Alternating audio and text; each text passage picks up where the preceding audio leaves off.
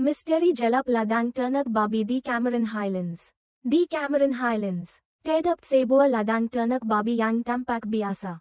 Namun menyimpan rahasia kelam. Di balik pagar tinggi dan bau kandang yang menusuk hidung, tersembunyi sebuah kisah menjerikan. Janda-janda yang bekerja di sana mulai menghilang satu persatu tanpa jejak. Pada mulanya, masyarakat sekitar menganggap hal itu biasa. Mereka beranggapan para wanita itu pindah, menikah lagi, atau mencari pekerjaan yang lebih baik. Namun, seiring berjalannya waktu, kinan mulai terasa. Tidak ada kabar atau kontak sama sekali. Bahkan tidak ada satu pun dari mereka yang pernah kembali. Apa yang sebenarnya terjadi di ladang ternak babi itu? Mengapa hanya para janda yang menjadi korban? Dan bagaimana akhirnya misteri besar ini mulai terungkap? Mari kita bongkar satu persatu rahasia jalap yang tersembunyi di balik ladang ternak babi di Cameron Highlands. Tahun 2022. Kemerai Panjang melanda Cameron Highlands. Meninri dataran hijau dengan terak matahari. Angin kaing berhembus melintasi ladang sayur-sayuran yang terbentang luas. Dari kejuham, suara kokok ayam berpadu dengan lonceng lembu yang digembar oleh pitani kampung. Bagi orang luar, kehidupan di Cameron Highlands tampak tenang, damai dan sederhana. Namun, di balik ketenangan itu, ada satu tempat yang membuat penduduk kampung berbasak-bisik setiap kali nama tempat itu disebut. Tempat itu adalah ladang ternak babi milik seorang lelaki bernama Ensak Lim. Yang lebih sering dipanggil Tauk Lim. Beliau adalah seorang lelaki parubaya berusia pertengahan 40-an. Sekulis. Wajahnya tampak sederhana, bicaranya lambat, dan dia sering terlihat memakai pakaian kerja yang lesu saat makan di kedai kopi kampung. Ladang itu terletak jauh dari kawasan perumahan. Untuk sampai ke sana, seseorang harus melalui jalan tanah yang berdebu saat kemerai dan berlumpur saat musim hujan. Ladang sayur-sayuran di sisi jalan menambah kesan terpencil. Gerbang besi yang tinggi dan kokoh.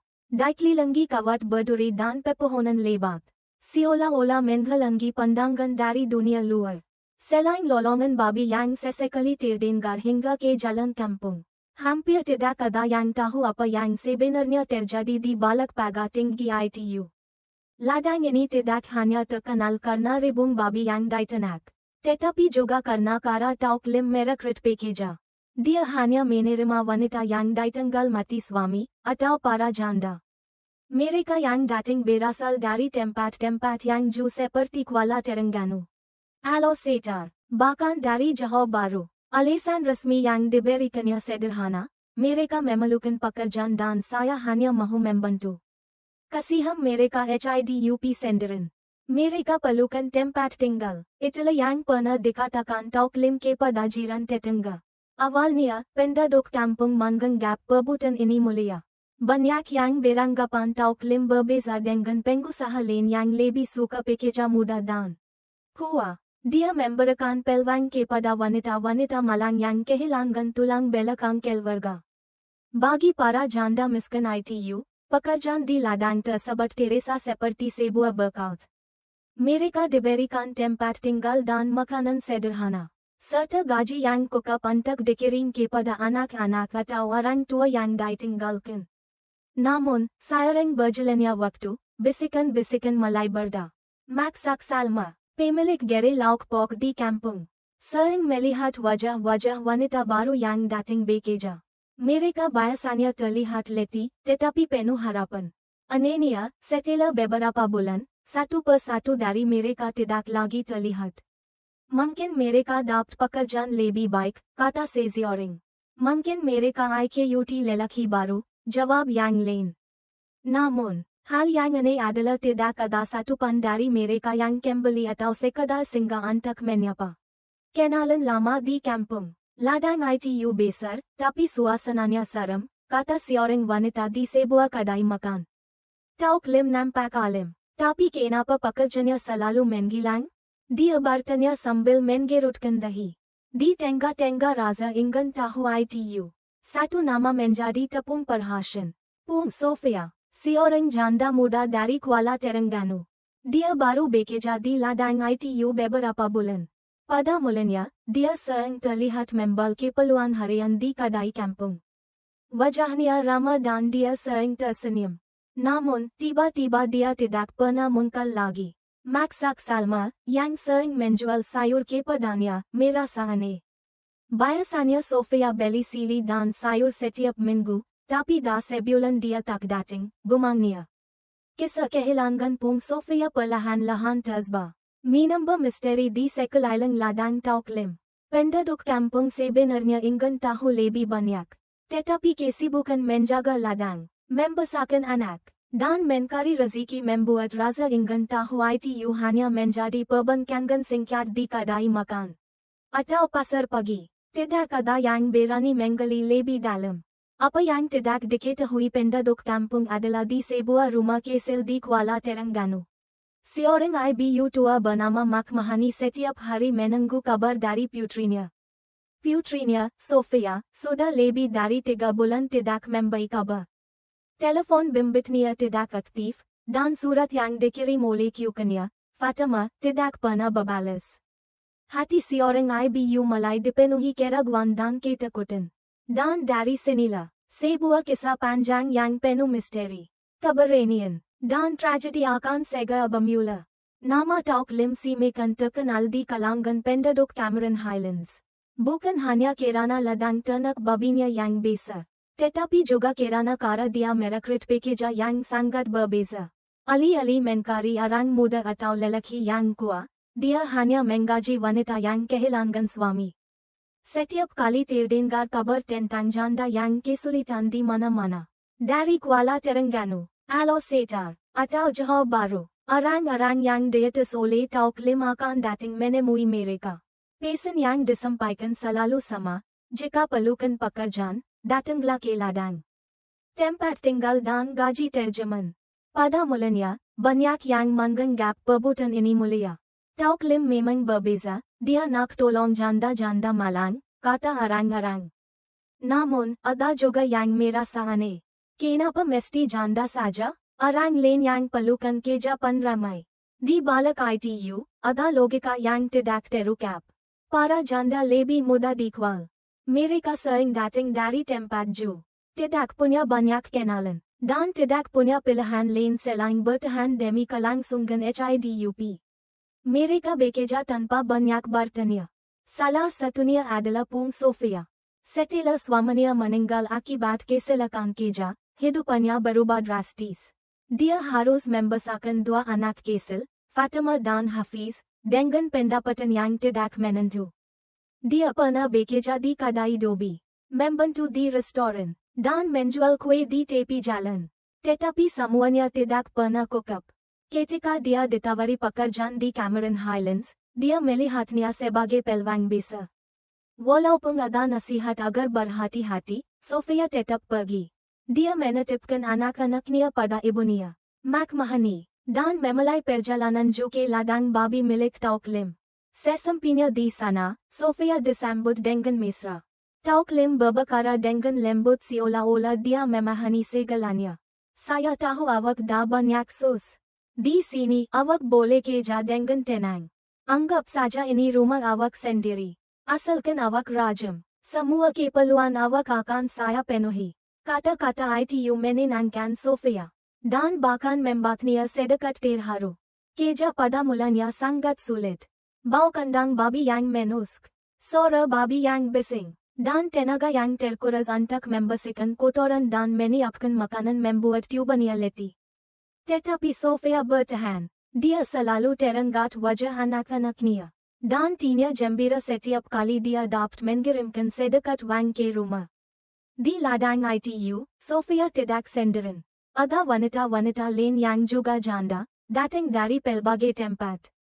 Mereka tinggal di dalam barak sederhana, tidur di atas tilam nipis yang disusun berjaya. Pada waktu malam, sering terdengar bisikan kerandian akan keluarga, cerita masa lalu, dan harapan akan masa depan. Namun, anehnya, tidak ada satu pun dari mereka yang bertahan lama. Setelah beberapa bulan bekerja, Sofia menyadari nama-nama yang dia kenal satu persatu menghilang.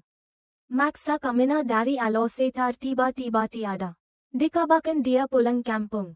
Pung hawa dari jauh baru dikatakan IQUT lelaki baru. Namun, tidak ada yang pernah melihat mereka pergi.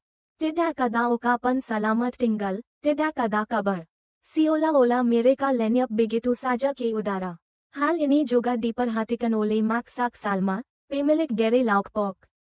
Dia merasa aneh kerana wajah-wajah yang rajam membal sili dan sayur darinya tiba-tiba tidak muncul lagi. Pelik tula, pekerja di situ Sabtu betul bertukar. Bila dah kenal, tiba-tiba hilang tak ada kabar, katanya sambil menggelengkan kepala. Satu hal yang membuat Sofia semakin curiga adalah sebuah bangunan yang disebut Ruang Pemprosjen. Makanan di Hajing Ladang. Tauklim tidak pernah membenarkan pekerja lain masuk ke sana. Bahaya, mesinnya besar. Biar saya saja yang uruskan, ITU alasannya. Setiap malam, terdengar suara mesin yang menderu-deru dari bangunan ITU. Kadang-kadang bercampur dengan bau yang aneh. Bukan bau makanan ternak biasa, tetapi sesuatu yang lebih tajam dan menusuk hidung. Sofia beberapa kali ingin bertanya, tetapi dia menahan diri. Dia tahu pekerjaan ini adalah satu-satunya harapannya. Jika dia terlalu banyak bertanya, dia mungkin kehilangan mata pencariannya. Dia memilih untuk diam, meskipun pertanyaan-pertanyaan ITU terus berputar dalam fikirannya. Di tengah-tengah keletihan, dia tetap meluangkan masa untuk menelpon ibunya di Kuala Terengganu.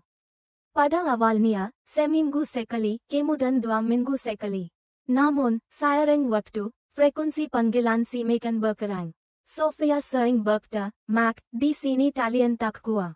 Bila ada rezeki lebih, saya terus kirim. Mak mahani memperkayai kata-katanya. Tetapi ding-ding tinya ris.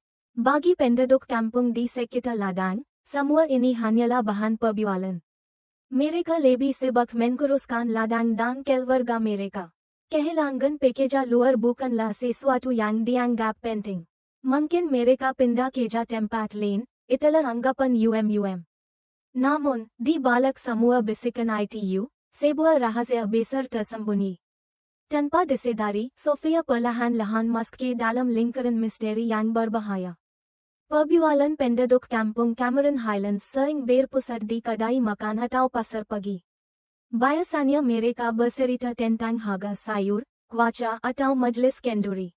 Namun, sejak beberapa bulan lalu, satu topik selalu muncul, ladang ternak babi Tauklim. Pada mulanya, perbualan ITU bernada kagam. Hebat betul, babi dia makan banyak, kata seorang lelaki sambil menegak teh tarik NYA. Dengar-dengar dari Bung Iko, tambah yang lain. EKU dengar Tauklim dah beli mesin baru. Nampak gayanya bisnis dia makan maju. Semua mengangguk setuju. Ada yang iri hati, ada juga yang bangga dengan kejayaan salah satu penduduk kampung mereka. Namun, perlahan-lahan, nada kekaguman ITU bertukar menjadi pertanyaan. Awak perasan tak? Pekerja ladang tu Sabtu betul bertukar, bisik seorang wanita di pasar. Betul, dulu ada Maksak dari Alo Setar, lepas tu Maksak dari Johor Bahru. Sekarang yang dari Kuala Terengganu. Entah kenapa, semua hilang macam tu saja, jawab yang lain dengan suara perlahan. Maksak Salma adalah orang yang paling sering menyuarakan pendapatnya. Kerana dia berniaga laukpok, dia paling akrab dengan para pekerja ITU. Dia tahu siapa yang suka membal sili lebih, siapa yang suka meminta diskon.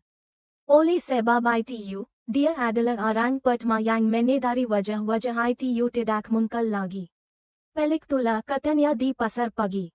Kalau betul-betul balik kampung, mesti dia ada kakap selamat tinggal atau kirim salam.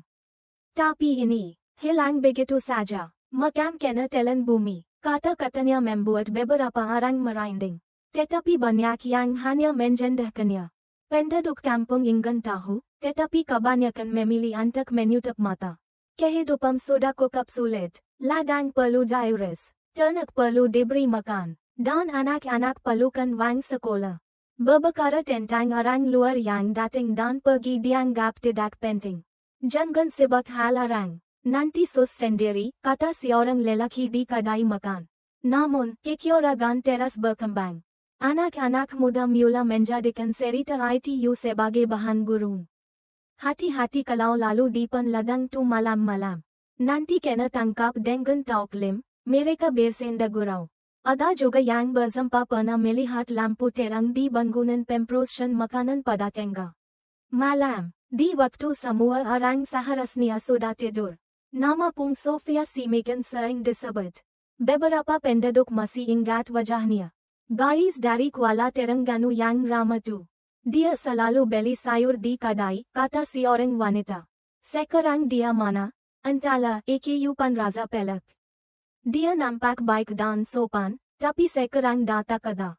Maksak Salma menjawab dengan wajah cemas. Kekuragan ITU semakin kuat ketika si orang bekas bekerja, paksa sekali, datang ke kampung. Dia bekerja sebagai buruh binan di ladang ITU, tetapi tidak bertahan lama. Dia berbasak kepada si orang teman lamanya, aku keluar dari sana sebab tak tahan.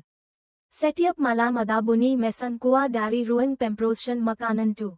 Bau dia pan pelak, buat kepala sakit. Dan tak ada sesiapa dibinakan mask, kekuli tauklim.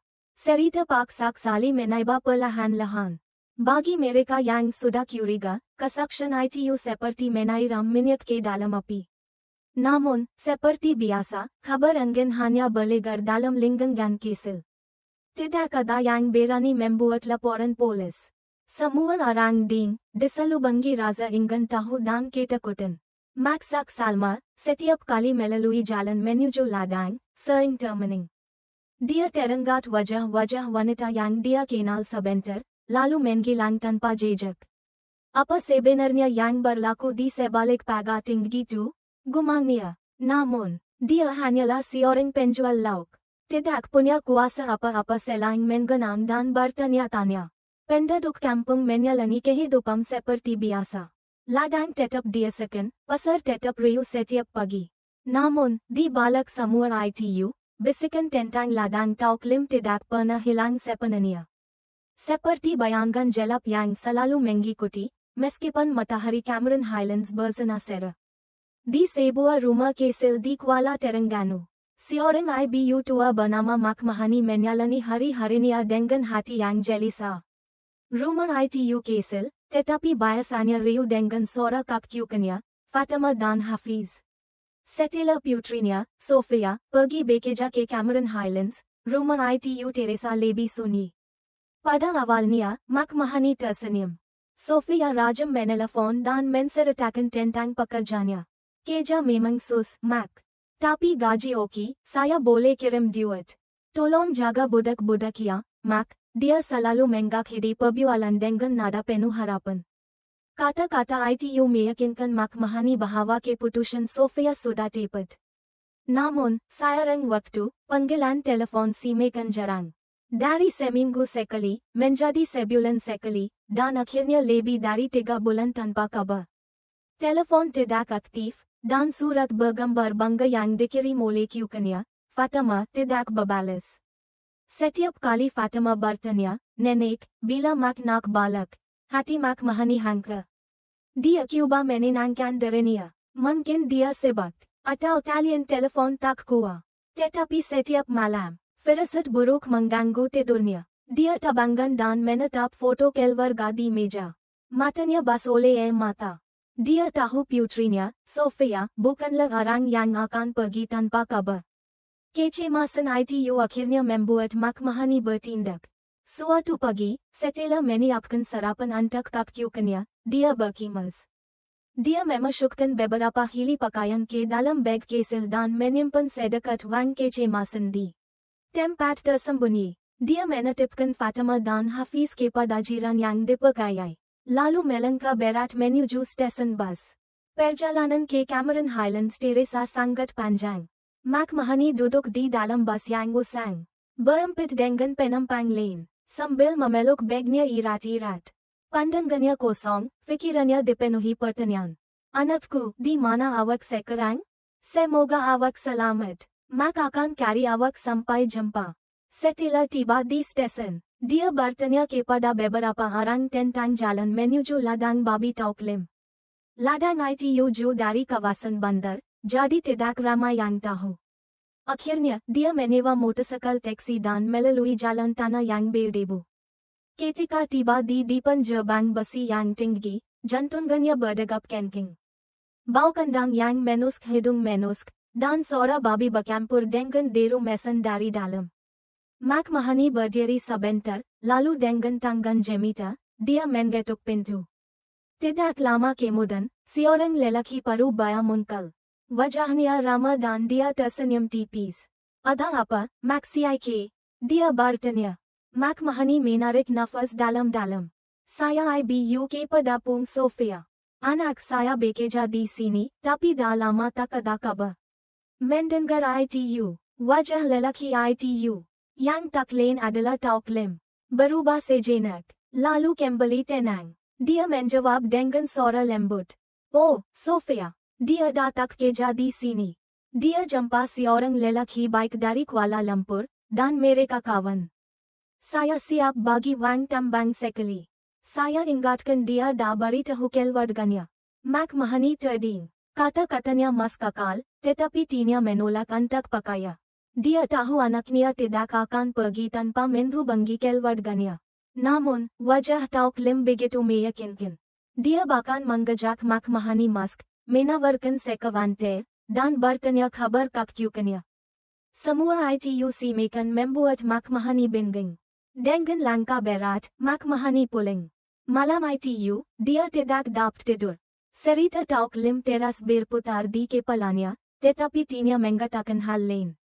Ada sesuatu yang disembunyikan. Dia menyadari dia tidak dapat mencari jawaban sendirian. Beberapa hari kemudian, dia kembali ke Cameron Highlands. Kali ini, tujuannya bukan ladang, tetapi balai polis. Duduk di ruang ajuan yang sederhana, dia menulis laporan dengan tangan jemita. Dia menceritakan kehilangan putrinya, firasat buruknya, dan kecurigaannya terhadap Tok Lim. Kertas itu dipenuhi tulisan tangan yang kasar, tetapi setiap kata datang dari hati seorang ibu. Laporan itu menjadi pemulaan penyiasatan panjang yang akan membongkar tirai jelap di balik pagar. Tinggi ladang Tok Lim. Laporan McMahony diterima secara resmi oleh Balai Polis Cameron Highlands.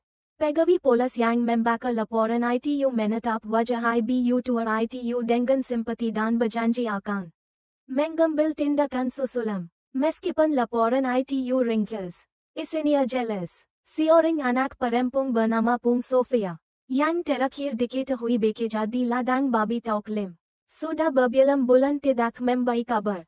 Beberapa hari kemudian, dua pegawai polis berpakaian biasa mengunjungi ladang itu. Mereka disambut langsung oleh Tok Lim di gerbang. Lelaki parubaya itu tampak tenang seperti biasa, dengan senyuman tipis. Selamat petang. Kami datang untuk mengesahkan maklumat tentang seorang pekerja bernama Pung Sofia, kata salah seorang pegawai. Tok Lim mengangguk perlahan. Oh, Sofia. Ya, dia pernah bekerja di sini sebentar. Tapi dia dah berhenti lama. Katanya nak kawan dengan lelaki dari Kuala Lumpur. Dia pamit dengan baik, malah saya bagi wang tambang. Saya ingatkan dia dah hubungi keluarga dia. Suaranya terdengar yakin dan tanpa ragu. Polis meminta izin untuk melihat bilik yang pernah didiami Sofia. Tok Lim menunjukkan sebuah barak sederhana. Bilik itu kosong, hanya ada sehelai tilam nipis. Tidak ada barang pribadi yang tersisa. Setiap kali pekerja keluar, bilik akan kami bersihkan, jelas Tok Lim ringkas. Penyiasatan berlanjutan ke sekitar ladang. Dari luar, semuanya tampak normal. Kandang babi berjaya, pekerja sibuk bekerja, dan bau khas menusk hidung.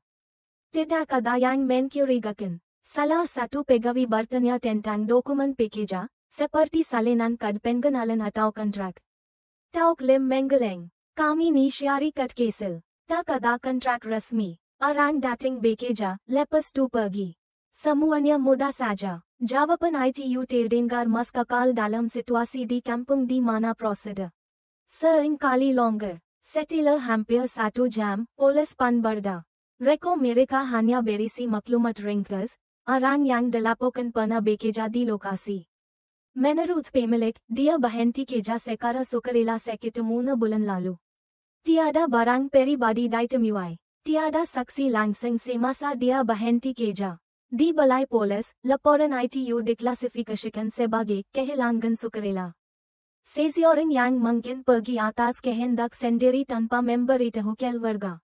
Bagi polis, hal seperti ini tidak jarang berlaku. Banyak pekerja wanita dari kawasan miskin memilih untuk mencari jalan baru secara senyap. McMahony hampir tidak percaya ketika dia diberitahu hal ITU. Dia dipanggil ke Balai Polis dan diberitahu bahwa kes ITU akan ditangguhkan kerana kekurangan bukti. McCIK, laporan ni akan kami simpan. Kalau ada petunjuk baru, kami akan ambil tindakan, kata seorang pegawai dengan nada formal. McMahony mengangguk, tetapi Tina menolak. Dia tahu putrinya tidak akan meninggalkan dua anak kecilnya tanpa kabar. Jawaban ITU hanya menambah luka di Tina. Malam ITU, McMahony kembali ke bilik penginapan kecilnya di Cameron Highlands. Dia duduk termenung di lantai. Tangan jemita mimigang irat foto Sofia, dan matanya mengolir tanpa suara. Kekeciwan menekan dadanya, tetapi di balik ITU, tekad mula tumbuh. Kalau mereka anggap ini biasa, saya takkan berhenti. Saya akan terus mencari. Di kampung sekitar ladang, kabar tentang polis datang dan pergi tersebar. Penduduk berbasak bahwa polis datang tetapi pulang tanpa hasil. Maksak Salma menggelengkan kepala dengan sedih. Dari luar memang nampak biasa. Tapi saya yakin ada sesuatu yang disembunyikan. Sebahagian penduduk lain memilih untuk diam. Bagi mereka, Tok Lim tetaplah lelaki budiman yang membantu janda miskin. Tidak ada yang berani menuduh tanpa bukti. Hari demi hari, laporan McMahony simekan terkubur di bawah tumpukan fail lain. Namun, bagi seorang IBU, waktu tidak pernah dapat menghapas rasa sakit kehilangan. McMahony tetap di Cameron Highlands, Cuba mencari sedikit pun maklumat. Meskipun penyiasatan awal menemui jalan buntu, kisah ini belum berakhir. Sebaliknya, dari ketekuna seorang IBU, Benny penyiasatan besar-besaran mula tumbuh. Penyiasatan yang akhirnya akan membongkar sisi gelap di balik senyuman tenang Tok Lim. Hari demi hari berlalu, tetapi McMahony tidak pernah berhenti. Dia terus datang ke Balai Polis Cameron Highlands, bertanya tentang laporan putrinya. Jawaban yang diberikan hampir selalu sama. Belum ada perkembangan, McCIK. Mohon bersabar, meskipun kecewa, dia tidak pernah menyerah. Ketekunannya perlahan-lahan sampai ke peringkat negeri. Dalam laporan dalaman, tercatat tentang seorang IBU yang terus datang ke Balai Polis untuk bertanya tentang kes kehilangan putrinya. Ini menarik perhatian Polis Diraja Malaysia, PDRM, Negeri Pahang. Sebuah mesyuarat kesil diadakan di IBU pejabat PDRM. Seorang pegawai penyiasat kanan berpengalaman, Superintendent Zulkifli, menerima fail nipis tentang kehilangan Pung Sofia. Dia membekanya dengan teliti, janda muda, terakhir bekerja di ladang Tok Lim. Tidak ada kabar selepas ITU. Ada juga catatan tentang beberapa pekerja lain yang menghilang dengan pola yang sama. Superintendent Zulkifli memasang wajah serius. Ramai wanita, semuanya janda, semuanya hilang dengan cara yang sama. Ini bukan kebetulan. Dia tahu bahwa pola yang berulang adalah petanda bahaya. Dia segera memutuskan untuk membentuk sebuah pasukan khas. Arahan beliau jelas. Pertama, jejak kembali semua nama yang pernah bekerja di ladang ITU. Kedua, kunjungi keluarga mereka secara langsung dan dengar cerita mereka. Ketiga, cari bukti objektif seperti pola keuangan dan jejak kehidupan mereka. Beberapa pegawai muda Daisba ke Kuala Terengganu, Alo Setar, Johor Bahru, bahkan hingga ke Kota Baru. Mereka mengunjungi rumah keluarga mangsa. Hasilnya sangat mengejutkan. Hampir semua cerita sama. Pada mulanya, pekerja ITU mengirim wang secara teraj, kemudian tiba-tiba kontak terputus. Dan alasan terakhir yang didengar selalu sama, dia IKUT lelaki baru. Superintendent Zulkifli simekan yakin ada sesuatu yang disembunyikan dengan rapi di balik pagar ladang Tok Lim. Namun, halangan tabza tetap sama, tidak ada bukti fizikal. Tanpa bukti, sulit untuk menuduh seseorang seperti Tok Lim yang punya imej baik. Sementara ITU, Makmahani Teras Bertahan.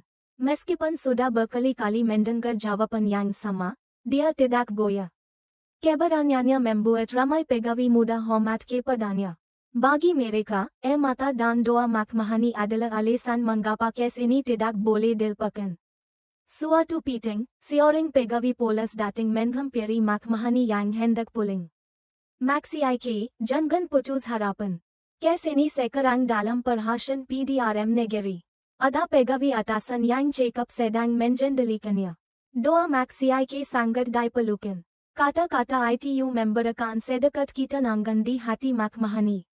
Di pejabat pasukan khas, Superintendent Zulkifli menyusun senarai 7 nama wanita yang hilang. Dia mengcatat tempat asal, tempat bekerja, dan waktu terakhir mereka mengirim kabar. 7 nama, 7 cerita, dan 1 pola yang sama. Kita tidak bercerita tentang 1 orang saja. Jika ada sesuatu yang buruk berlaku, ini adalah kes yang sangat serius. Kita mesti berhati-hati, katanya.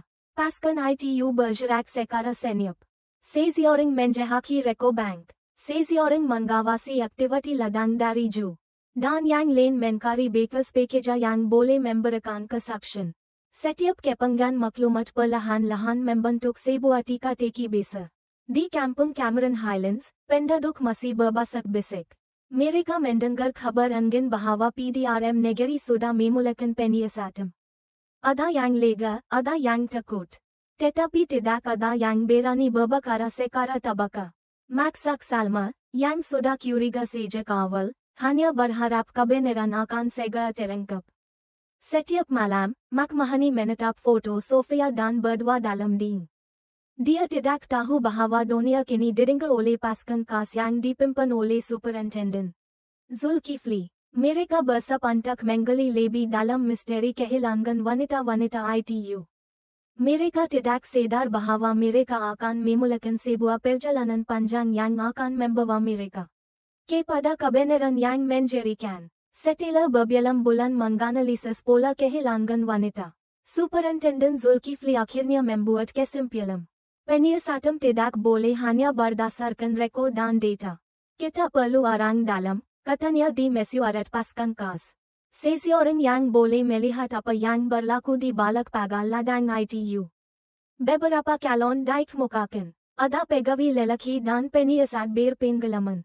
Namun, tiada siapa yang sesuai dengan profil pekerja ladang yang digajakan selama ini. Akhirnya, pilihan jatuh kepada seorang pegawai wanita muda berusia 28 tahun, Inspektur Lisa.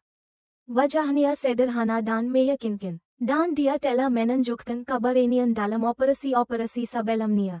Inspektur Lisa mendengar arahan komandannya dengan tenang. Di dalam hatinya, dia tahu risiko yang akan dihadapinya tidak kecil. Namun, ketika dia melihat senarai 7 wanita yang hilang ITU, hatinya menjadi kuat. Kalau mereka boleh hilang begitu saja, saya juga harus berani. Ini bukan hanya misi, ini tentang kemanusiaan. Pasukan ITU segera menyediakan identiti baru. Inspektur Lisa akan menyamar sebagai seorang janda bernama Surya, dari Langkawi.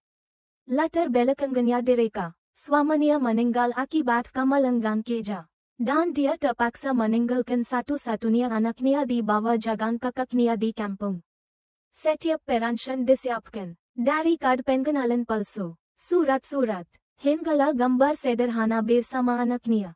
Selama beberapa hari, Lisa menjalani latihan intensif untuk mendalami wataknya.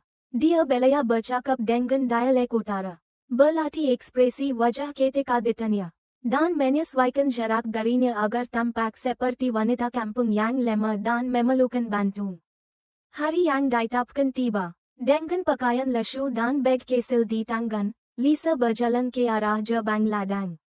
Jantungnya berdegap kencang, tetapi wajahnya menunjukkan kecemasan seperti wanita yang sedang kesempitan. Pintu dibuka, dan di belakangnya berdiri Tauk Lim, dengan tatapan tajam. Siapa awak? Dia bertanya dengan kasar. Saya Surya, Tauk. Saya dari Langkawi. Suami saya dah meninggal dan saya perlu duit untuk anak saya. Lisa menjawab dengan suara bergetar. Sambil menundukkan kepala. Tauk Lim merenungnya lama, seperti sedang menambang sesuatu. Akhirnya, bibirnya melengkung sedikit. Baiklah, tinggal di sini. Kejar kuah-kuah. Semua akan disediakan. Lisa menghela nafas lega di dalam hati. Langkah pertama berhasil. Dia diterima. Beberapa hari pertama di ladang ITU sangat melatikan. Dia terpaksa membersihkan kandang, memberi makan haiwan, dan menahan bau busuk yang menusuk hidung. Pada malam hari, dia tidur sendirian di sebuah barak kecil dengan tilam tipis. Namun, yang paling membuatnya waspada adalah perhatian Tauk Lim. Lelaki ITU sering muncul tiba-tiba, membawakan makanan atau bertanya kabar. Tetapi tatapannya penuh dengan penguasaan. Seolah-olah dia menilai setiap jarak geri Lisa. Lisa teras memainkan wataknya. Dia tampak patuh, letih, dan pendiam seperti wanita kampung yang terdesak. Melalui saluran komunikasi rasa, dia melaporkan setiap perkembangan kepada pasukannya. Ada sebuah bangunan khas yang dipanggil ruang pemproses makanan. Ia selalu berkongsi. Hanya Tauk Lim yang masak. Setiap malam ada bunyi mesin dan bau yang bukan seperti makanan ternak biasa, tulisnya dalam mesej. Singkat, Superintendent Zulkifli mengerutkan dahi saat membaca laporan ITU. Itu mungkin kuncinya, tapi jangan bertindak terburu-buru. Kita perlukan masa dan bukti yang jelas, katanya kepada pasukannya. Misi Inspektur Lisa baru saja bermula. Setiap hari di ladang adalah pertaruhan. Dan setiap malam dia harus mendengar isyarat dari bangunan misteri di sebalik sana. Dia tahu, jika dia lalai sedikit pun, nyawanya mungkin dalam bahaya. Namun, dia juga tahu, di balik setiap risiko ITU, ada kebenaran besar yang harus terungkap. Kehidupan Inspektur Lisa di ladang ITU teras dalam kewaspadaan tinggi. Siang hari, dia membersihkan kandang, menyiapkan makanan, dan mengangkat karung berat seperti biasa. Pada malam hari, dia berbaring di barak, tetapi telinganya selalu siaga. Jauh di sana, bunyi mesin dari ruang pemproses makanan seringkali datang bersama bau busuk yang tidak wajar. Suatu malam, bunyi ITU terdengar lebih lama dari biasanya. Lisa menahan nafasnya, cuba mengingat setiap perancang. Ada sesuatu di dalam. Saya mesti tahu apa dia bertekad dalam hati. Keesokan harinya, dia berpura-pura mahu mengambil dan mendekati bangunan ITU. Ruang pemproses makanan ITU nampak kuku, dan pintu biasanya sentiasa berkunci. Jendela-jendela tertutup rapat, hanya ada selar kecil di atas. Melalui selar ITU, Lisa dapat melihat samar-samar bayangan mesin besar dan lantai yang tampak bas. Seperti baru dibersihkan. Ketika dia cuba mendekat, dia mendengar langkah kaki. Tauk Lim muncul, dengan kunci di tangannya. Awak buat apa di sini? Dia bertanya dengan nada kasar, matanya penuh curiga. Lisa berpura-pura terkejut dan menundukkan kepala. Maaf, Tauk, saya tersesat masa nak ambil. Tauk Lim merenungnya lama, lalu menghela nafas. Jangan datang dekat sini. Ada mesin bahaya, awak boleh sidar. Lisa segera berda. Di luar, dia tampak lega, tetapi di dalam hatinya, keyakinannya semakin kuat. Ada sesuatu yang disembunyikan di balik pintu besi ITU.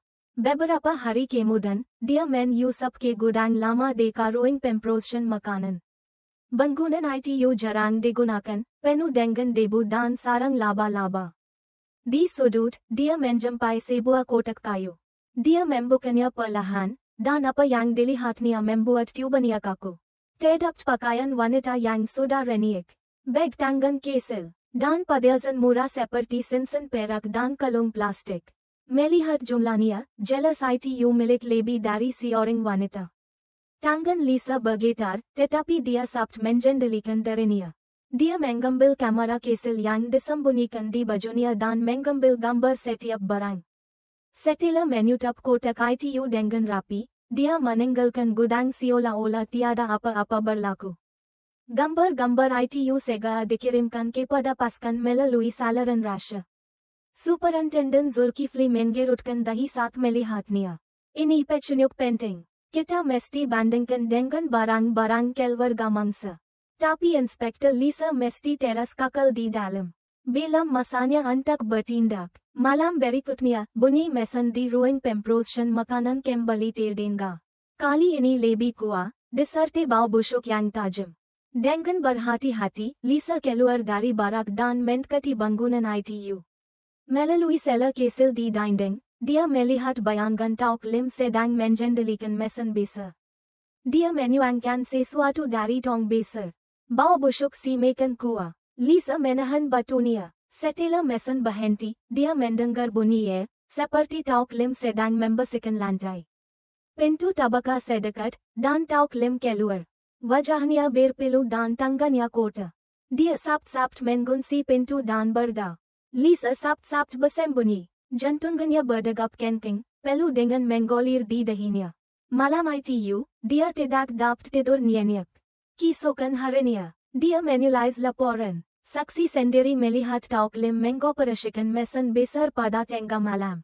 Bau aneh dan tajam. Lantai dibersihkan. Bukti foto dilampirkan. Superintendent Zulkifli membaca laporan ITU dengan wajah serius.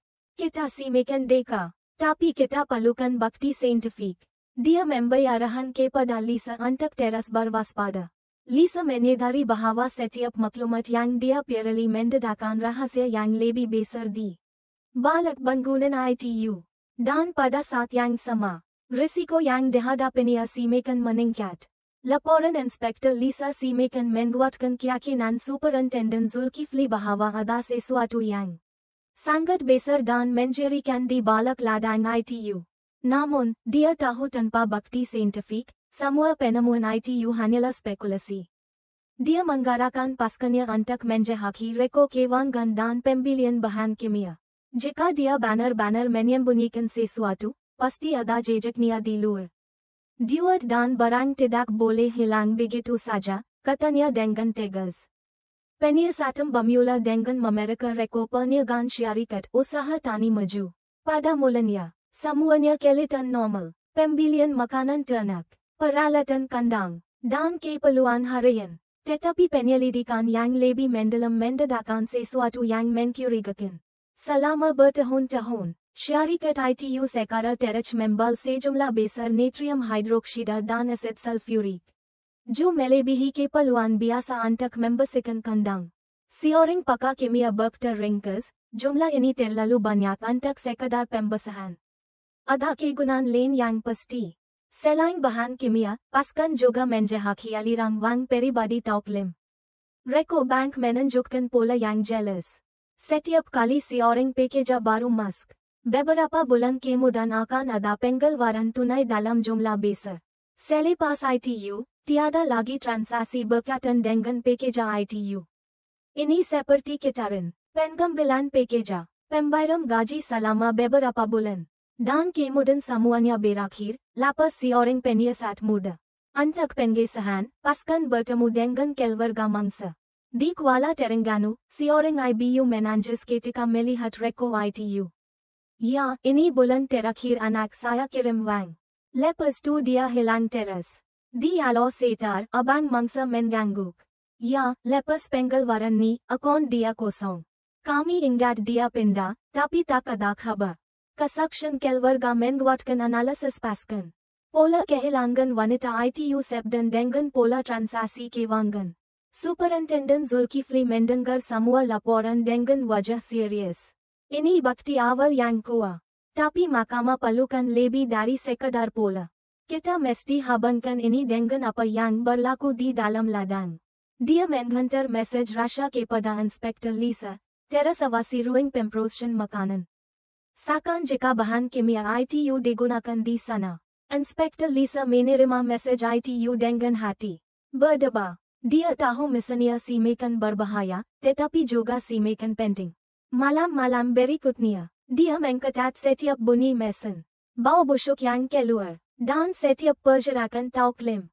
Di papan buletin besar di IBU pejabat. Semua penemuan disusun, reko bahan kimia, pola keuangan, dan laporan Lisa. Garis-garis merah menghubungkan semua maklumat ITU. Membentuk gambaran besar. Sebuah sistem yang direka untuk menyembunyikan sesuatu. Superintendent Zulkifli berdiri di hadapan papan ITU. Kita semakin deka, Tapi kita perlukan satu pukulan maut. Bakti physical di tempat kejadian. Dia tahu, pada saat ITU, Tauk Lim tidak akan punya jalan keluar. Malam ITU, ketika pejabat senyap, Superintendent Zulkifli merenung senarai 7 mangsa yang hilang. Di dalam tinya, dia berbasak, awak semua tidak akan dilupakan. Kami akan cari kebenaran untuk awak. Di tempat lain, McMahony masih berdua dengan penuh harapan di bilik penginapan kesilnya. Dia tidak tahu apa yang sedang dilakukan polis. Tetapi dia merasakan ada sesuatu yang besar sedang berlaku. Doa dan harapannya kini bersatu dengan usaha pasukan khas yang Cuba membongkar misteri ladang Tauk Lim. Dan di Hajing Kampung, bangunan ruang pemprosession makanan ITU berdiri senyap. Dari luar, ia kelihatan biasa. Tetapi di dalamnya, sebuah rahasia yang tidak dapat disembunyikan lagi sedang tersembunyi. Malam-malam di ladang biasanya hanya dipenuhi dengan bunyi haiwan dan bau kandang. Namun, bagi Inspektur Lisa, setiap bunyi kesil boleh menjadi ancaman. Dia tahu, jika dia lalai sedekat pun, penyamarannya akan terbongkar. Suatu malam, bunyi mesin dari ruang pemprosession makanan lebih kuat dari biasa. Getaran seolah-olah Teresa hingga ke barak. Bau tajam menusuk hidung lagi. Berpura-pura tidur, Lisa perlahan-lahan bangun dan menyelinap keluar. Dia bersembunyi di balik tumpukan karung makanan. Melalui cellar sempit, dia melihat pintu ruang pemprosession makanan tabaka sedikit. Di dalam, Tauk Lim sibuk mengendalikan mesin besar. Wajahnya berpilu dan jarak garinya teliti. Dia menyuangkan seke dari tong besar, membuat bau busuk si makan paket. Lisa menahan batunya. Dia mengeluarkan kamera kesilnya dan mengambil gambar dari Ju. Gambarnya tidak jelas, tetapi kukup untuk menunjukkan mesin, tong, dan seker ITU. Beberapa menit kemudian, Tauk Lim menggetarkan mesin dan menyiram air ke lantai. Bunyi barus menggosok terdengar, dan air kota mengalir ke saluran di belakang bangunan. Lisa melihat pantulan kahe di lantai yang bas, petanda pembersihan intensif baru saja dilakukan. Tiba-tiba, Tauk Lim keluar. Dia berdiri sebentar di depan pintu dan menyalakan rokok. Matanya mengawasi sekeliling. Lisa menahan nafasnya, merapatkan badannya ke karung. Detik-detik ITU Teresa seperti kejadian. Siukala, beberapa saat kemudian, Tauk Lim masuk kembali dan mengunci pintu. Lisa kembali ke barak dengan berhati-hati, memastikan tidak ada jejak yang ditinggalkan. Malam ITU, dia tidak dapat tidur. Keesokan harinya, dia menulis laporan ringkas. Melihat Tauk Lim mengendalikan mesin besar di ruang pemprosession makanan pada tengah malam. Dia menyuangkan seker kimia dari tong dan membersihkan lantai. Bakti foto dilampirkan. Di IBU pejabat, Superintendent Zulkifli menerima laporan ITU dengan wajah serius. Foto-foto ITU kabur, tetapi jelas menunjukkan mesin, tong, seker, dan aktiviti yang tidak biasa. Ini menguatkan kecurigaan kita. Tapi kita masih perlukan bukti fizikal di tempat kejadian, katanya. Pasukan ITU berdebat panjang. Mereka tahu waktu si makan singkat, tetapi bertindak terlalu cepat juga berbahaya. Jika kita terburu, dia mungkin akan hapuskan semua jejak, kata seorang penyiasat muda. Sementara ITU, Lisa teras memainkan wataknya. Dia membersihkan kandang pada siang hari, kelihatan letih pada malam hari, dan selalu waspada. Kadang-kadang dia merasa Tauk Lim memerhatikannya, seolah-olah lelaki ITU mulai curiga. Suatu piting, Tauk Lim menghampirinya. Surya, awak nampak pinat. Kalau tak larat kakapla. Saya boleh cari orang lain, katanya. Lisa menundukkan kepalanya. Tak apa, Tauk. Saya perlukan Kejani. Demi anak saya. Tauk Lim merenungnya lama, kemudian tersenyum tipis. Bagus. Bertahanlah. Tapi jangan buat hal yang bukan-bukan. Kata-kata ITU terdengar biasa. Tetapi bagi Lisa, ITU adalah amaran. Dia semakin yakin waktunya tidak banyak. Malam berikutnya, bunyi mesin kembali terdengar. Kali ini lebih lama, dan ada bunyi dentman, seolah-olah ada benda berat jatuh. Lisa menguatkan tinya dan mendekat lagi. Melalui cellar kesil, Dia melihat sekerane mengolir di lantai. Dan tauk lim segera membersihkannya dengan air. Dia kembali mengambil gambar. Walaupun kabur, gambar ITU kokap untuk menunjukkan adanya sekerane ITU. Kembali ke barak, Lisa menulis laporan kedua, bunyi mesin lebih lama, ada bunyi Dentman. Melihat sekerane di lantai yang segera dibersihkan. Bukti foto dilampirkan. Di IBU pejabat. Superintendent Zulkifli merenang papam bulletin yang dipenuhi dengan garis-garis merah. Pola kehilangan pekerja. Transaksi keuangan. Pembelian bahan kimia. Dan sekarang bukti foto dari Lisa. Semua kepentingan ITU membentuk gambaran yang semakin jelas. Namun, dia juga sadar Lisa semakin dalam bahaya. Kita tak boleh tunggu lagi. Sudah tiba masanya untuk memikirkan langkah seterusnya, katanya kepada Pascan. Lisa duduk di barak, menatap langit dari jendela kesel. Di dalam hatinya, dia berbasak. Tolonglah, biar saya bertahan lebih lama. Misteri ini mesti terbongkar. Di IBU pejabat PDRM Negeri Pahang, Susana semakin tegang. Laporan Inspektor Lisa tentang aktiviti mencurigakan di ruang pemprosession makanan kini diperkuat. Dengan analisis keuangan dan reko pembelian bahan kimia. Superintendent Zulkifli merenang papam bulletin besar yang dipenuhi garis-garis merah. Kita sudah ada gambaran besar. Tapi untuk memohon waran resmi, kita perlukan alasan andang-andang yang kukuh. Tanpa ITU, kes ini akan dianggap spekulasi. Seorang penyiasat menkadangkan, Tuan, Inspektor Lisa sudah terlalu lama di dalam. Jika kita menunggu, risikonya semakin besar. Superintendent Zulkifli mengangguk perlahan. Saya tahu. Itu sebabnya kita perlu cari selang andang-andang. Ada satu cara yang boleh kita gunakan. Pascan ITU segera menemui bukti penting. Pembelian natrium hidroksida dan asid sulfurik dilakukan tanpa lesan penjedaran yang sah. Ini memberikan alasan andang-andang yang kukuh untuk mendapatkan waran jalida. Kita boleh mohon waran atas pelonggaran ikta pengurusan bahan kimia berbahaya. Itu kukuh untuk menggeledah ladang, jelas seorang anggota Pascan. Superintendent Zulkifli menumbuk meja. Bagus. Uruskan dokumen sekarang. Kita mesti bertindak pantas. Sementara prosedur andang-andang berjalan. Inspektor Lisa merasakan tekanan semakin meningkat di ladang. Tauk Lim mula memandangnya dengan tatapan curiga, dan dia merasa setiap jarak darinya diawasi. Suatu piting, Tauk Lim menghampirinya. Surya, katanya dengan suara datar. Dah berapa lama awak kerja di sini? Lisa menundukkan kepala. Hampir 2 bulan, Tauk. Awak nampak rajam. Tapi saya tak suka orang yang banyak bertanya. Saya cuma kerja, Tauk. Saya tak tanya hal orang lain. Tauk Lim tersenyum tipis dan pergi. Perbualan singkat ITU kukuh membuat Lisa gelisah. Dia segera menghantar mesej ringkas kepada Pascan. Saya rasa dia mula curiga. Mohon percepatkan tindakan. Mesej ITU meyakinkan Superintendent Zulkifli bahwa tiada lagi masa untuk ditunggu. Syukurlah, kabar baik segera tiba. Waran jalida resmi dari Mahkamah dikeluarkan lebih Sabtu dari jangkaan. Di IBU pejabat, Superintendent Zulkifli mengumumkan rencana operasi. Pertama, pastikan Inspektor Lisa selamat. Keluarkan dia terlebih dahulu. Kedua, kepung lokasi dari pelbagai arah untuk memastikan suspek tidak melarikan diri. Ketiga, sediakan pasukan forensik untuk mendapatkan bukti fizikal dengan Sabtu. Semua persiapan dilakukan secara senyap. Kebocoran maklumat adalah dilarang sama sekali. Di ladang, Lisa menghabiskan hari-harinya dengan hati berdebar. Dia teras bekerja. Teras berlakon sebagai wanita yang lemah.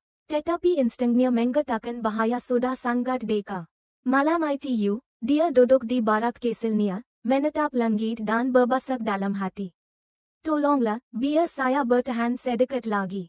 Operasi pasti akan berlaku tak lama lagi. Di IBU pejabat, Superintendent Zulkifli berdiri di hadapan peta besar Cameron Highlands. Jarinya menunjuk ke jalan masuk ke ladang. Dia menoleh ke arah Pascannya. Esa kata Lusa, semuanya akan ditentukan. Malam ITU, langit Cameron Highlands diselimuti awan gelap. Udara lembab terasa seperti menahan nafas sebelum sesuatu yang besar berlaku.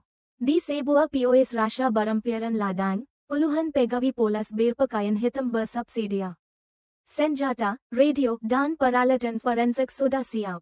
Superintendent Zulkifli Berdiri di Hadapan Peta. Suaranya tegas tetapi tenang. Pasukan Akipung Pintu Utama. Pasukan B Mask dari Sisi Timur Deka Gudang. Pasukan C Mask dari Belakang, melalui Sungi. Matlamat kita jelas. Tangkap suspek, selamatkan Inspektor Lisa, dan jangan biarkan bukti fizikal hilang. Bergerak senyap sehingga ada isyarat dari saya. Faham, semua anggota mengangguk. Malam ini adalah kemuncak dari penyiasatan yang panjang. Di dalam ladang, Inspektor Lisa duduk di barak dengan Jelisa. Sejak piting tadi, Tauk Lim teras berlegar di sekitarnya, dengan tatapan penuh curiga. Instingnya memberitahu masa sudah tiba. Tiba-tiba, pintu barak terbuka. Tauk Lim berdiri di ambang pintu, merenangnya tajam. Surya, IKUT saya. Ada benda yang saya nak taniuk. Lisa bangun dengan langkah berat. Jantungnya berdegap kencang, tetapi dia tetap berpura-pura patuh dengan senyuman tipis. Tauk Lim membawanya ke ruang pemprosesan makanan. Bunyi mesin berat terdengar dari dalam, dan bawahnya ITU membuat bulu romanya merinding. Di luar pagar, pasukan polas bergerak merayap dalam kegelapan. Bisikan terdengar dari radio kesel. Semua pasukan siap. Menunggu isyarat. Itu suara Superintendent Zulkifli. Di dalam ruang pemprosesan makanan, Tauk Lim membuka pintu besi dan menyuruh Lisa masuk. Mesin besar berputar perlahan, dan lantai bas berkilauan di bawah lampu. Tauk Lim berjalan mengelilingi ruangan, matanya tidak lepas dari Lisa. Awak lain dari yang lain, dia berkata dengan suara perlahan. Terlalu tenang, terlalu banyak memerhati. Siapa awak sebenarnya? Lisa menundukkan kepala. Saya hanya wanita biasa, Tauk. Saya cuma pelukan keja. Tauk Lim melangkah mendekat. Wajahnya hanya sejengkal dari wajah Lisa. Tangannya mensentuh bahu Lisa dengan kasar. Pembong. Pada saat ITU, Lisa merasa ajalnya sudah tiba.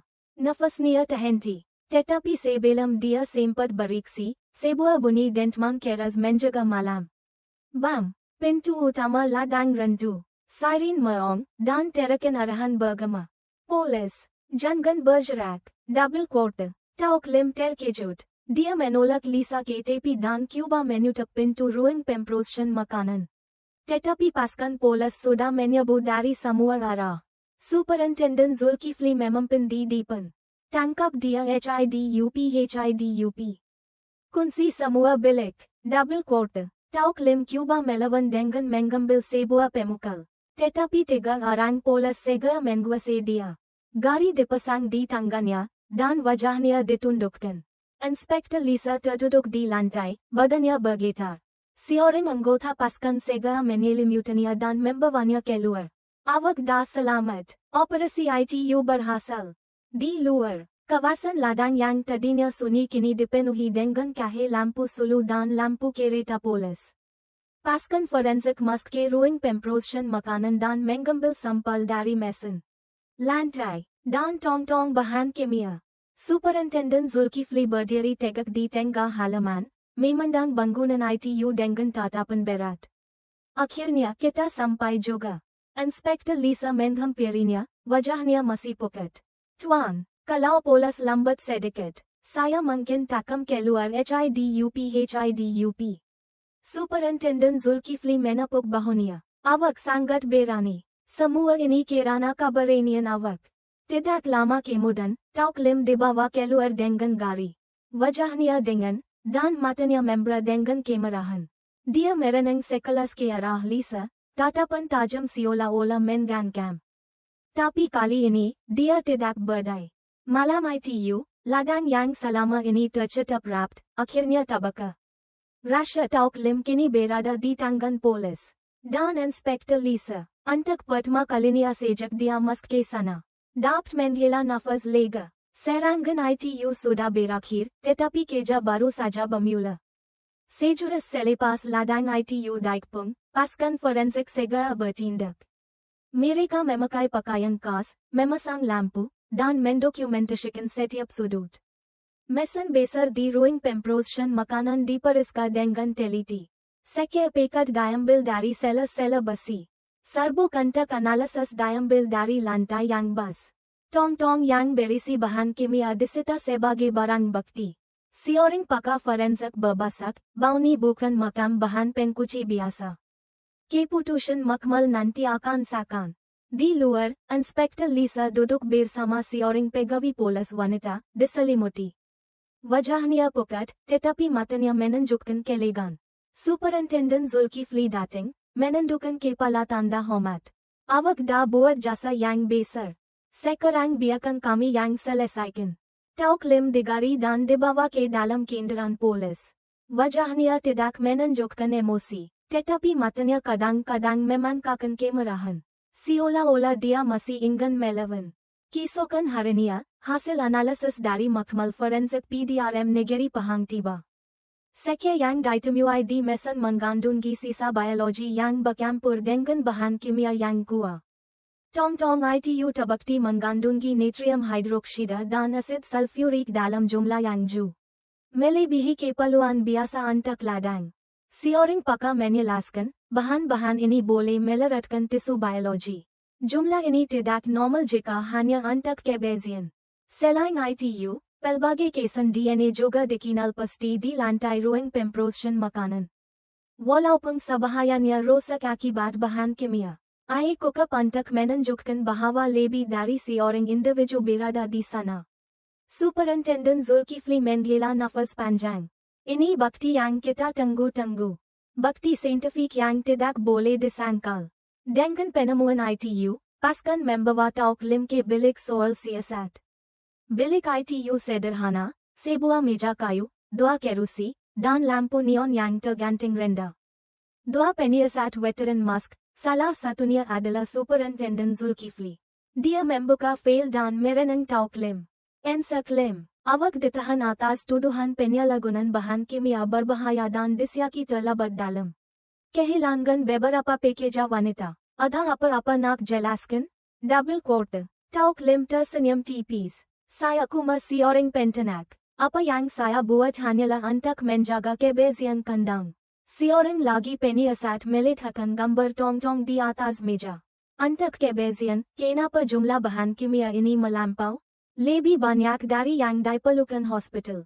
Tauk Lim terding, lalu menjawab dengan datar, saya suka semuanya steril. Superintendent Zulkifli tidak terburu-buru. Dia mengeluarkan gambar pakaian wanita dan pediasan murah yang ditemui di gudang. Ini pan untuk disterilkan, double quote. Wajah Tauk Lim sedikit berubah, tetapi dia sapt-sapt menjendelikannya. Itu barang-barang pekerja yang lari tanpa beritahu saya. Saya simpan kalau mereka kembali.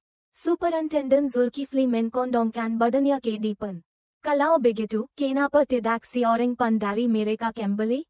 Kenapa tidak seorang pun menghubungi keluarga mereka? Double quote. Kesenian memenuhi ruangan. Akhirnya, Superintendent Zulkifli meletakkan laporan forensik di atas meja.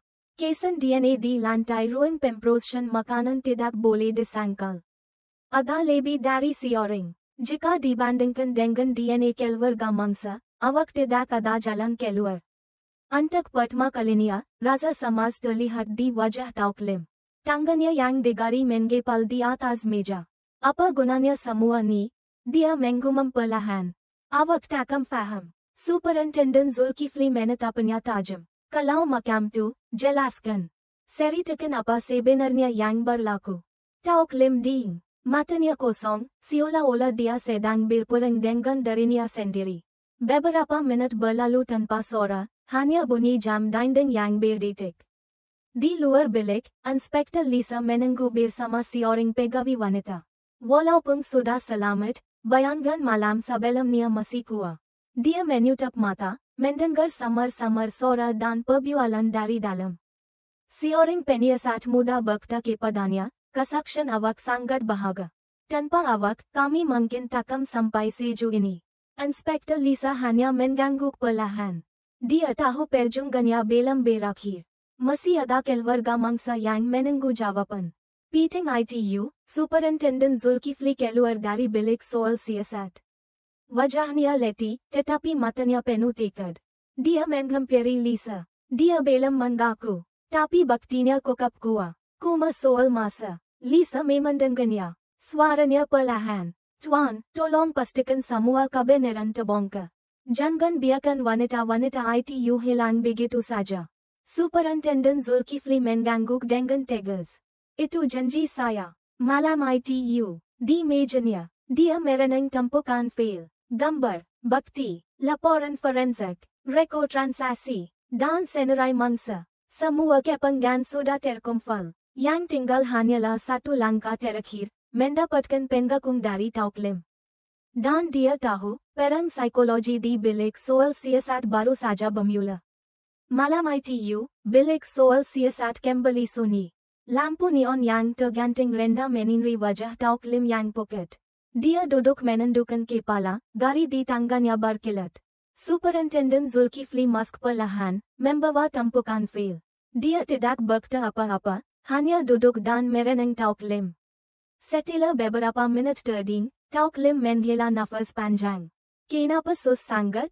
Semuanya dah berlaku. Dia menggumam perlahan. Superintendent Zulkifli tetap tenang. Kebenaran perlu terbongkar. Keluarga mereka menunggu jawaban. Kenapa mereka tidak pernah kembali? Double quote. Tauk Lim menutup matanya. Bahunya bergetar. Saya tak pernah pakai wanita sejak isteri saya lari dengan lelaki lain. Sejak ITU, saya rasa semua wanita sama saja. Suaranya serak tapi jelas. Setiap perkataan seperti pisau yang memotong udara. Pada mulanya, saya cuma nak gunakan mereka. Saya bagi mereka tempat tinggal, makanan, gaji. Tapi di dalam hati, saya rangkang sesuatu yang lain. Pada mulanya, saya cuma nak berpura-pura baik. Tapi bila ada yang nak lari, saya tak boleh tahan. Saya rasa saya perlu buang mereka. Dan bila saya dah mula, saya tak boleh berhenti. Semakin ramai yang hilang, semakin mudah untuk tutupinya. Superintendent Zulkifli menatapnya tajam. Dan awak rasa ITU members dendam atas kesakitan awak? Double quote. Tauk Lim ketawa pendek, pahit. Tak, ya tak pernah sembuh. Ya cuma buat saya rasa lebih kosong. Kesenian kembali menyelimuti bilik. Hanya bunyi jarum jam yang berdetik. Akhirnya, Superintendent Zulkifli membuka file dan menunjukkan gambar barang bukti. Semua ini kokap untuk mendakwa awak. Tapi saya nak dengar dari mulut awak sendiri. Kenapa awak pilih mereka? Janda-janda, wanita yang lemah. Tauk Lim menundukkan kepala. Saya tahu mereka mudah pakaian. Saya tahu tak ada yang akan curiga bila mereka hilang. Dunia ni terlalu sibuk dengan hal masing-masing. Saya fikir mereka akan hilang tanpa jejak. Tapi saya silap. Ada orang yang peduli. Ada orang yang berani melawan. Dia meliri, seolah-olah membayangkan Inspektur Lisa yang selamat. Matanya redap, seolah-olah dia kehilangan sesuatu yang tidak pernah dimilikinya. Superintendent Zulkifli berdiri. Penggakung awak akan direkorkan. Tapi ingat, undang-undang akan ditegakkan. Tiada alasan atau luka masa lalu yang boleh membenarkan apa yang awak lakukan. Tauk Lim tidak melawan. Dia hanya duduk ding, seolah-olah semua tenaganya sudah hilang. Keesokan paginya, berita penangkapan Tauk Lim tersbasap di Cameron Highlands. Penduduk kampung berkumpul di depan balai polis. Ada yang tidak percaya orang yang selama ini tampak baik menyembunyikan sisi gelap ITU. Di pihak lain, keluarga mangsa dipanggil. Mereka menangis ketika melihat barang-barang pribadi yang disahkan milik orang yang mereka sayangi. Luka di hati mereka tidak akan sembuh. Tetapi sekarang kurangannya, kini mereka tahu kebenaran. Inspektur Lisa berada di tengah-tengah mereka. Matanya berkaka-kaka. Dia merasa lega, tetapi juga sedih. Semua usahanya akhirnya membuahkan hasil, tetapi kebenaran ITU terlalu pahit. Superintendent Zulkifli menghampirinya. Awak telah menjalankan misi yang sangat suka. Tanpa keberanian awak, semua ini mungkin tidak akan pernah terungkap. Inspektur Lisa mengangguk perlahan. Saya cuma berharap tiada lagi wanita yang akan melalui hal yang sama. Hari ITU berakhir dengan mesej moral yang bergema di hati semua yang terlibat. Kejatan boleh bersembunyi di balik wajah yang paling baik. Luka yang tidak dirawat boleh berubah menjadi kebansan yang mematikan. Dan kebenaran hanya akan terungkap jika ada keberanian untuk melawannya. Di akhir taklimat resmi polis, Superintendent Zulkifli merenang kamera dengan suara tegas. Kes ini menggaya kita semua untuk lebih peka, lebih waspada, dan lebih peduli satu sama lain. Jangan biarkan kejahatan berkembang dalam kesenian. Mari kita lindungi keluarga, jiran, dan orang di sekeliling kita. Kadang-kadang, satu langkah kecil kepedulian boleh menyelamatkan banyak nyawa.